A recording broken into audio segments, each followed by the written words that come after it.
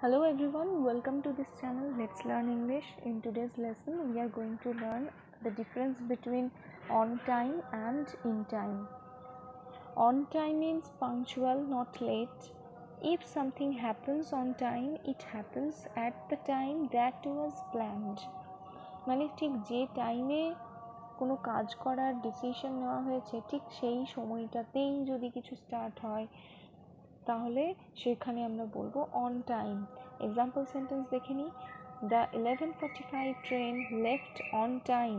তার মানে হচ্ছে ট্রেনটি 11:45-এর ট্রেনটি ঠিক 11:45-এই ছেড়েছে, তারপরে নয় কিন্তু। তাহলে এক্স্যাক্টলি সেই টাইমেই যদি কিছু হয় তাহলে আমরা বলবো অন টাইম। এবারে দেখে নিই ইন টাইম কখন ইউজ করব। ইন টাইম হচ্ছে সুন এনাফ, মানে একটা ফিক্সড টাইমের কিছুটা আগে যদি কোনো কাজ হয় বা কোথাও পৌঁছানোর থাকে তাহলে সেক্ষেত্রে আমরা ইউজ করব ইন টাইম। একটা এক্সাম্পল সেন্টেন্স দেখে নিই। Will you be home in time for dinner? তুমি কি ডিনারের একটু আগেই চলে আসবে? সুন এনাফ ফর ডিনার মানে ঠিক যদি ডিনারটা আমরা 10টাতে করি বা 9টার সময় করি রাত্রি, তাহলে তার কিছুটা আগেই চলে আসবে। তার মানে সেটা আমাদের 8:50 হতে পারে অথবা 8:55 হতে পারে রাত্রি, সেই টাইমটাকে তখন আমরা বলবো ইন টাইম। এবারে একটা টেস্টের মাধ্যমে নিজেরা কতটা শিখতে পারলাম একটু জেনে নিই।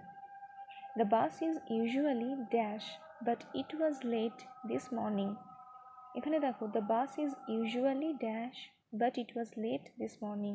তাহলে বাস একটা নির্দিষ্ট টাইমে ছাড়ে, তাহলে সেক্ষেত্রে আমরা কী করব অন টাইম। তাহলে আনসার হবে the bus is usually on time but it was let this morning.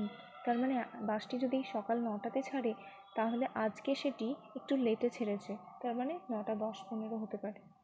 Second one, I have just washed this shirt. I want to wear it this evening, so I hope it will be dry in time. কেননা শার্টটা শুকানোর জন্য কোনো exact time আমরা বলতে পারি না।